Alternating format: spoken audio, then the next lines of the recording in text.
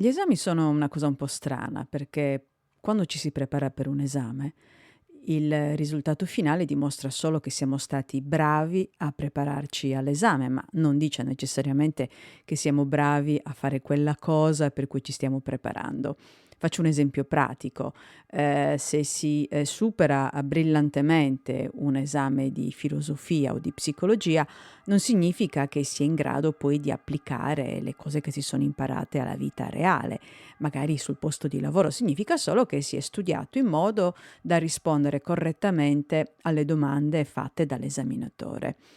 Quando andavo all'università mi ricordo che molte delle persone con cui aspettavo che mi chiamassero all'appello dell'esame erano lì ancora che ripassavano, si stressavano. Io avevo sempre un atteggiamento abbastanza rilassato, no, perché si è sempre comunque nervosi prima dell'esame, però io mi ripetevo questo mantra: quello che non ho imparato fino adesso non lo imparo certamente in questi 10 minuti prima che mi chiamino. Diciamo che per quanto mi riguarda la cosa ha funzionato brillantemente. Vabbè, devo anche dire che ero una secchiona, che studiavo molto.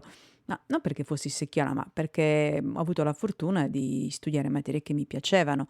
C'è poco da fare. Quando si studia una cosa che piace, è chiaro che c'è sempre anche un po' la fatica dello studio e rinunciare a fare altre cose, rinunciare a uscire, stare sui libri, però c'è anche la gioia e l'amore e la passione per la cosa che si sta studiando.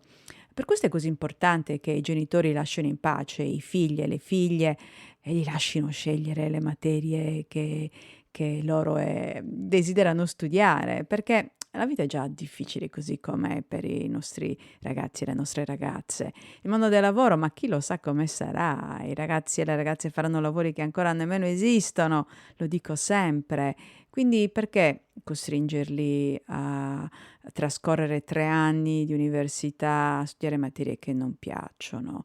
Che almeno scelgano materie che piacciono a loro, così possono metterci tutta la passione che poi, mette in luce anche doti nascoste e si studia meglio, si studia con più attenzione e si prendono anche voti più alti agli esami, anche se poi lo sappiamo, sia il voto dell'esame che la stessa laurea sono più o meno dei pezzi di carta che però sono fondamentali, perché se non si hanno si rimane ancora più indietro rispetto a quanto non si rimanga. Voglio finire con una nota positiva, gli esami possono essere anche un momento importante di crescita e sono anche importanti per capire quello che non ci piace e smettere di farlo.